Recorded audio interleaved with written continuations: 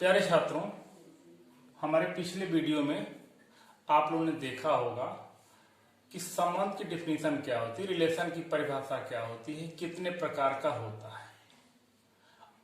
अब इसमें हम कुछ उदाहरण एग्जाम्पल दे करके आपको समझाएंगे कि इक्विवेलेंस रिलेशन तुल्यता संबंध कैसे सिद्ध किया जाएगा। तुल्यता संबंध सिद्ध करने के पहले एक छोटी सी टॉपिक है इनवर्स रिलेशन, प्रतिलोम संबंध। प्रतिलोम संबंध क्या होता है?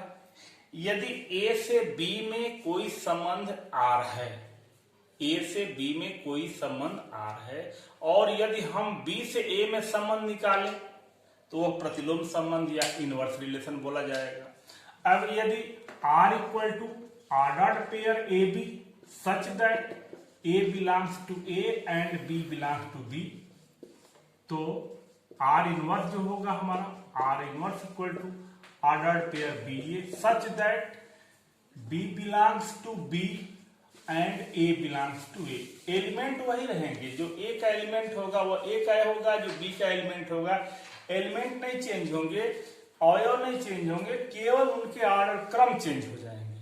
तो जब क्रम चेंज हो जाएंगे तो संबंध का जो डोमेन होता है इनवर्स रिलेशन में वो रेंज हो जाएगा। रिलेशन का जो रेंज होगा वो उसमें डोमेन हो जाएगा। तो एक बहुत छोटी सी ये टॉपिक रही प्रतिलोम संबंध या इनवर्स रिलेशन। अब हम कुछ उदाहरण से एग्जांपल से आपको समझाएंगे कि तुल्यता संबंध इक्विवेलेंस रिलेशन कैसे सिद्ध किया जाएगा। अब जैसे देखें, यदि हमारा कोई समुच्चय A है जिसमें 1 2 3 4 अप टू 40, 1 से लेकर के 14 तक के संख्या लिखी गई है, फ्रॉम 1 to 40। अब कोई हमारा संबंध R A से A में कोई संबंध है और किस तरह से ये डिफाइंड है, R equal to ordered pair AB such that AB belongs to A and 3A equal to B। अब हमें ये बताना है कि यह संबंध स्वतुल्य है, सममित है, संक्रमक है, क्या क्या है, तीनों है कि दो है कि एक है।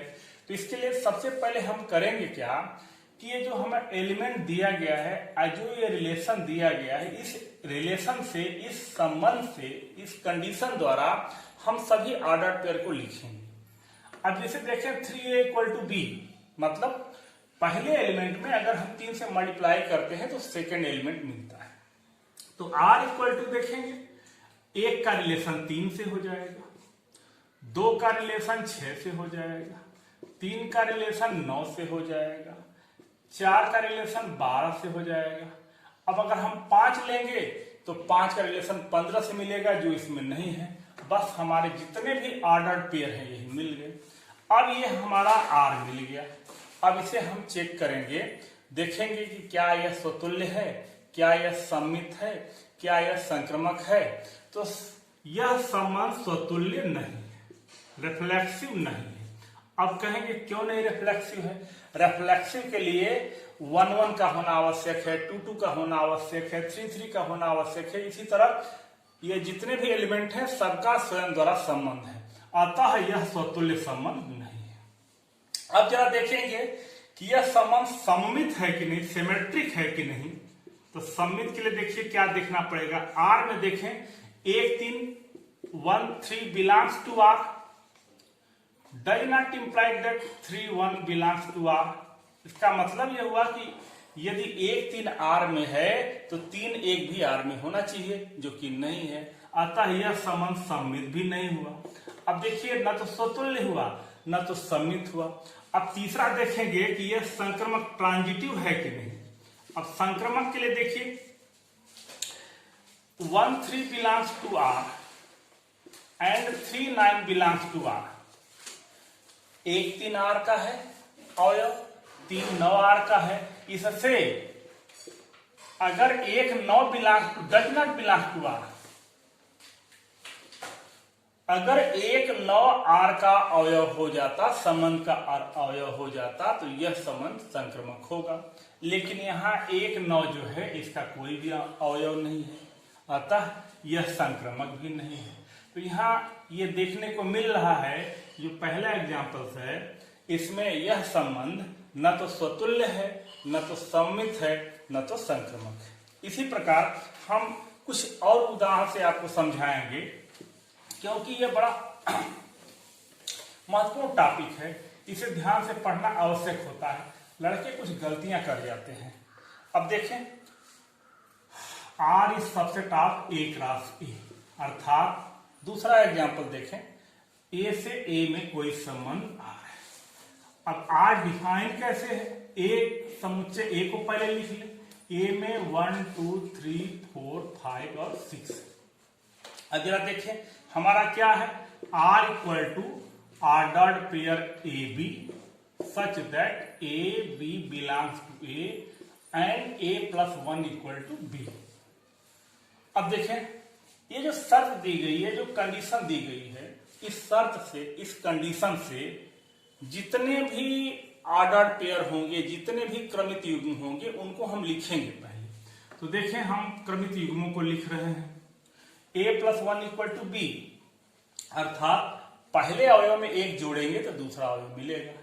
तो 1 का संबंध 2 से हो जाएगा, 2 का संबंध 3 से हो जाएगा, 3 का संबंध 4 से हो जाएगा, 4 का संबंध 5 से हो जाएगा, 5 का संबंध 6 से हो जाएगा, और 6 का किसी से रिलेशन नहीं प्राप्त होगा, क्योंकि 6 का संबंध नियमतः 7 से होना चाहिए, जो इसमें 7 दिया ही नहीं दिया है। अतः यही सभी जितने भी हमारे ऑर्डर्ड पेयर हैं, ये प्राप्त हो गए। अब ये देखेंगे कि रिफ्लेक्सिव स्वतुल्य है कि नहीं है।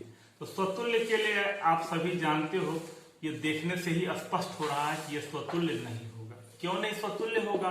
क्योंकि हमें स्वतुल्य के लिए 1 का संबंध 1 से होना चाहिए, 2 का संबंध 2 से होना चाहिए, 3 का संबंध 3 से होना चाहिए। कोई भी अवयव स्वयं द्वारा संबंधित नहीं है, अतः यह स्वतुल्य नहीं है।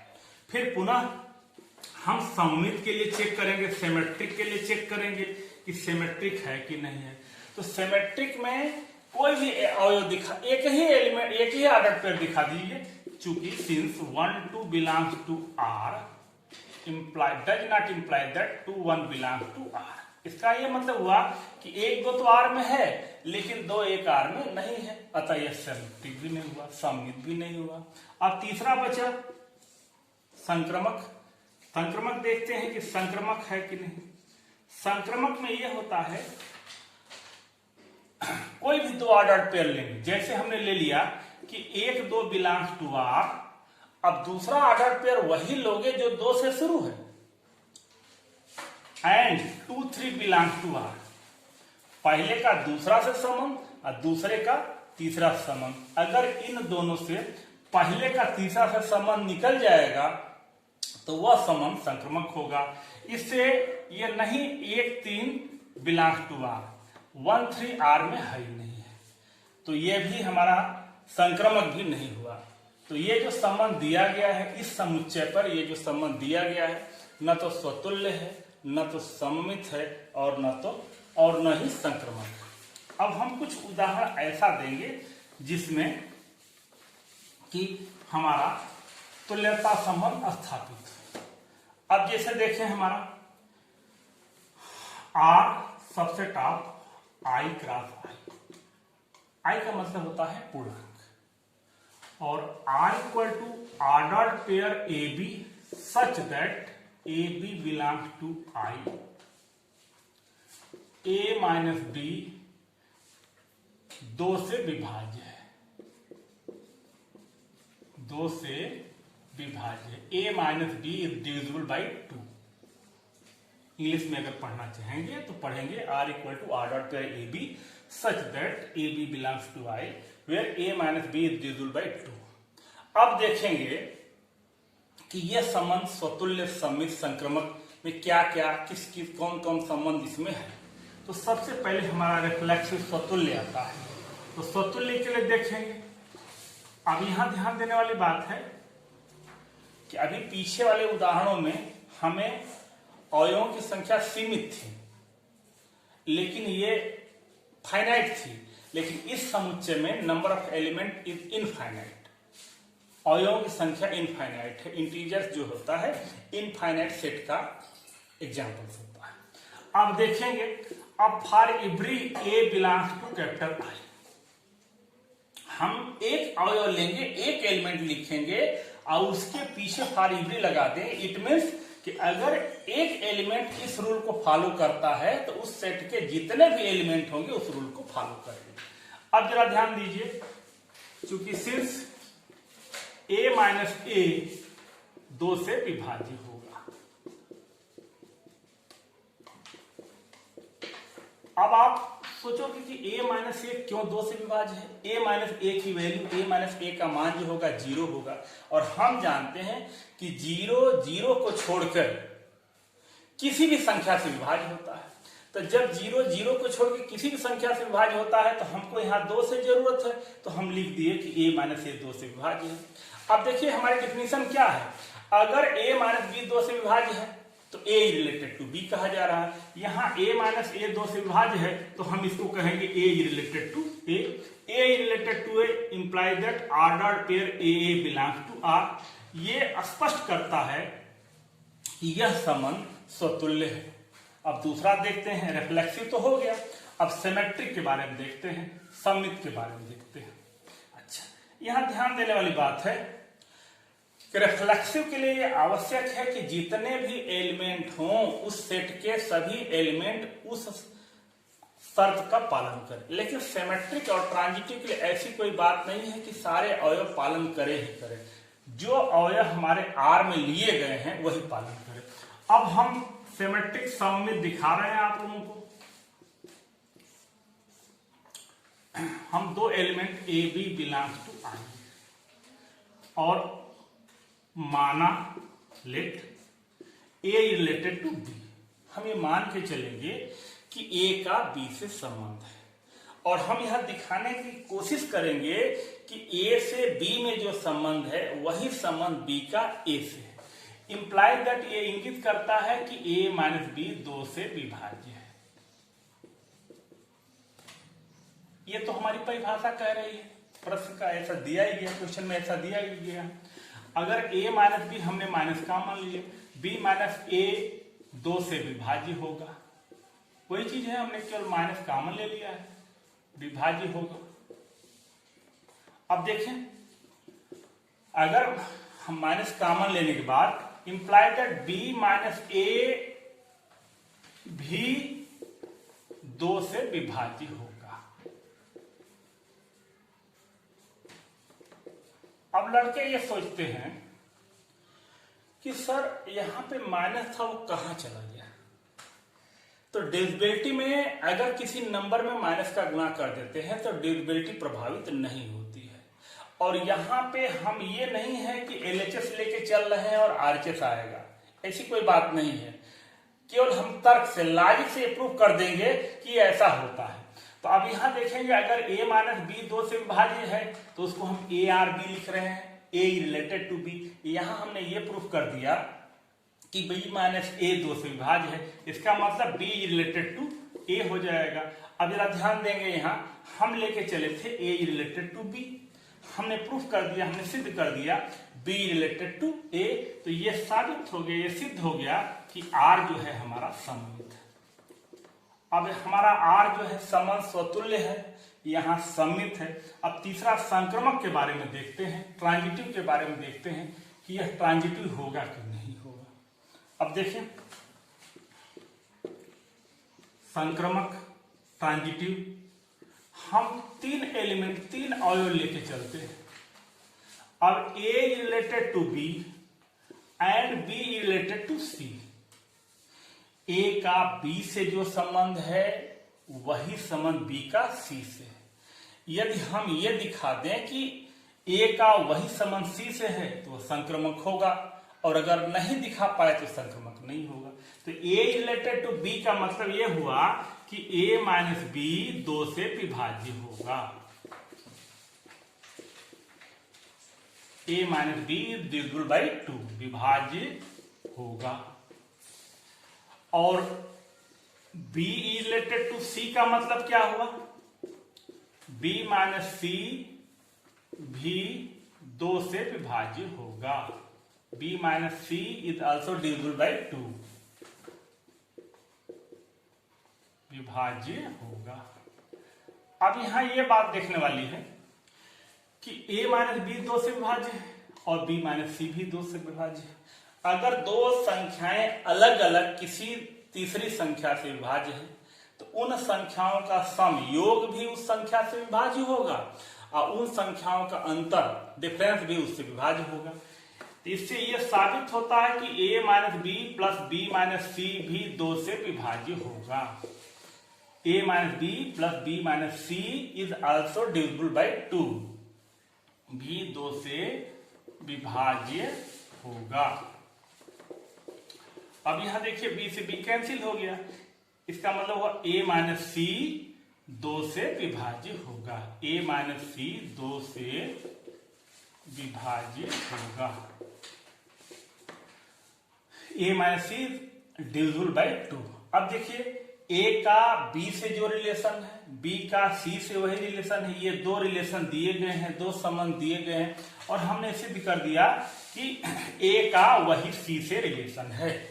इसका मतलब यह हुआ कि r जो है हमारा क्या हो जाएगा, संक्रमक हो जाएगा। अब यहां देखने वाली बात है कि हम लोग पहले ही r स्वतुल्य सिद्ध कर दिए थे, सममित सिद्ध कर दिए थे और संक्रमक सिद्ध कर दिए थे। तो जब कोई संबंध स्वतुल्य हो, सममित हो, संक्रमक हो तो उसी संबंध को तुल्यता संबंध या इक्विवेलेंस रिलेशन कहते हैं। अतः ये जो प्रश्न दिया गया है, ये क्वेश्चन दिया गया है, ये जो रिलेशन दिया गया है, यह रिलेशन तुल्यता संबंध होगा। कुछ और उदाहरण से हम स्पष्ट करते हैं। अब देखें, n क्रॉस n से n क्रॉस n में कोई संबंध आ रहा है। n क्रॉस n से n क्रॉस n में कोई संबंध आ रहा है। अब जरा देखेंगे, इसके पीछे वाले जितने उदाहरण थे उसमें एक सेट से सेम सेट में था, लेकिन एक समुच्चय था। यहां यह समुच्चय जो है हमारा कार्तीय गुणनफल के रूप में है, कार्टेशियन प्रोडक्ट के रूप में है।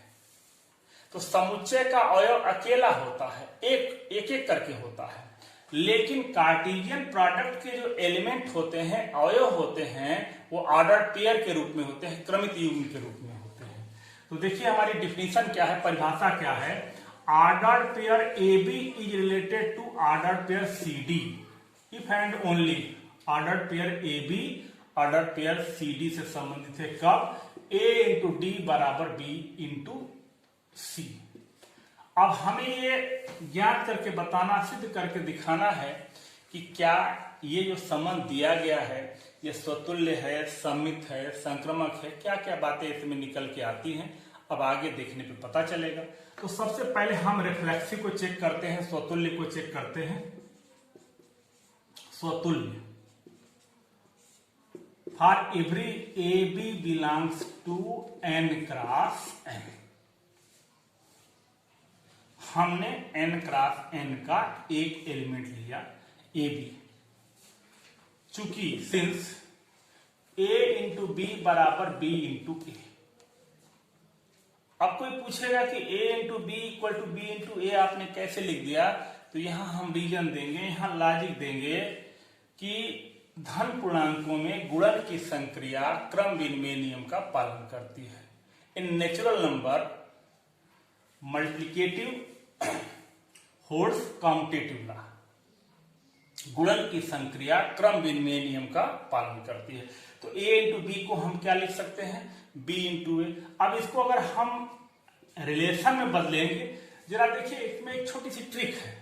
AB is related to CD, तो जब ये R से बाहर निकल रहा है तो कैसे निकल रहा है, A का D में मल्टीप्लाई हो जा रहा है, पहले का चौथे में मल्टीप्लाई हो रहा है और दूसरे का तीसरे में मल्टीप्लाई हो रहा है। देखिए A into D equal to B into C, first into fourth equal second into third. इसका मतलब क्या हुआ, ये फर्स्ट हो गया, ये फोर्थ हो गया। तो इसको फर्स्ट की जगह लिख रहे हैं, इसको फोर्थ की जगह लिख रहे हैं। ये सेकेंड है, ये सेकेंड की जगह लिख रहे हैं, इसको थर्ड की जगह लिख रहे हैं। तो ये क्या हो गया, AB रिलेटेड टू AB, मतलब ये ऑर्डर्ड पेयर, ये क्रमित युग्म स्वयं के द्वारा संबंधित है। इससे स्पष्ट हो गया कि R जो है हमारा स्वतुल्य है। स्वतुल्य होगा, आर भी हमारा यहाँ पे रिफ्लेक्सिव होगा। अब देखेंगे सममित के बारे में, सिमेट्रिक के बारे में देखेंगे कि यह सिमेट्रिक है कि नहीं है।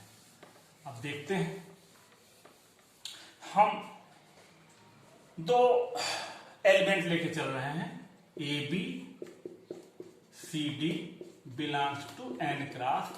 हमने दो एलिमेंट लिया, एक पहला एलिमेंट है ऑर्डर पेयर ए बी, दूसरा एलिमेंट है ऑर्डर पेयर सी डी।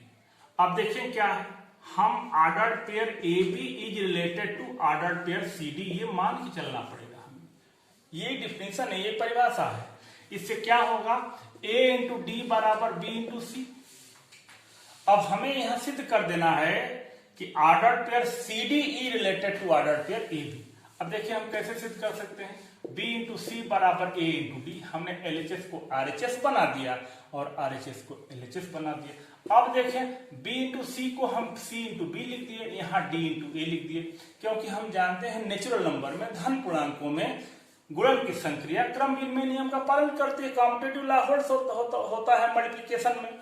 तो अब इसको हम R में अगर बदलना चाहें तो जरा ध्यान देंगे कैसी डिफिनेशन, ये फर्स्ट है ये फोर्थ है, इसको फर्स्ट की जगह लिखेंगे, इसको फोर्थ की जगह लिखेंगे, ये सेकेंड है इसकी यहाँ लिखेंगे, ये थर्ड है। ये क्या हुआ, हम order pair A B related to C D मान के चल रहे हैं और यहाँ निकल के आ रहा है order pair C D related to order pair A B. इसका मतलब यह हुआ कि हमारा आर जो है सममित हो गया, आर सममित अर्थात आर जो है सिमेट्रिक हो गया। अब देखें, आर रिफ्लेक्सिव हो गया, आर सिमेट्रिक हो गया। अब ट्रांजिटिव के बारे में देखते हैं। तो ट्रांजिटिव के बारे में आप लोग जानते हो कि तीन एलिमेंट लेके चलते हैं, तीन अवयव लेके चलते हैं। हिंदी में संक्रमक बोलते हैं, इंग्लिश में ट्रांजिटिव बोलते हैं। हम तीन एलिमेंट लेके चल रहे हैं, A B C D E F belongs to N cross N. अब इसमें क्या होगा, A B is related to C D, A B का संबंध सी डी से है और C D is related to E F, पहले का दूसरे से और दूसरे का तीसरे से। फर्स्ट का सेकेंड से रिलेशन है और सेकेंड का थर्ड से रिलेशन है। हम यहां सिद्ध करके दिखाएंगे कि पहले का, इसको हम कैसे लिख सकते हैं, ए इंटू डी बराबर बी इंटू सी। इसको कैसे लिख सकते हैं, इसको अगर हम फर्स्ट मान ली इक्वेशन, ये लिखेंगे C इंटू एफ बराबर इक्वल टू डी इंटू ई। यदि हम 1 और 2 को मल्टीप्लाई कर दें तो देखिए क्या पाते हैं, A into B into C into F equal to B into C into D into E. अब देखें ये इक्वेशन हो गया, ये समीकरण हो गया, इसमें हम कैंसिल कर सकते हैं। देखें ये D से D कैंसिल हो गया, C से C कैंसिल हो गया, A into F equal to B into E. अब इसको यदि हम R में चेंज करना चाहें तो ध्यान देने वाली बात है कि ये फर्स्ट होगा, ये फोर्थ होगा। ये फर्स्ट की जगह लिख रहा हूँ, इसको फोर्थ की जगह लिख रहा हूँ, ये सेकेंड होगा और ये थर्ड होगा। देखिए क्या मिलता है, A B is related to E F, अर्थात पहले का रिलेशन किससे मिल गया, तीसरे से मिल गया। तो ये सिद्ध कर दिया कि R जो है हमारा संक्रमक भी है। अब देखें आप, हमारा R स्वतुल्य है, R सममित है और यही संबंध संक्रमक है। Here R is reflexive, R is symmetric and also R is transitive, therefore it will be equivalence relation from n cross n to n cross n। यहाँ देखने वाली बात है कि R स्वतुल्य है, सममित है और संक्रमक है, अतः यह तुल्यता संबंध होगा। अब एक उदाहरण और देखें,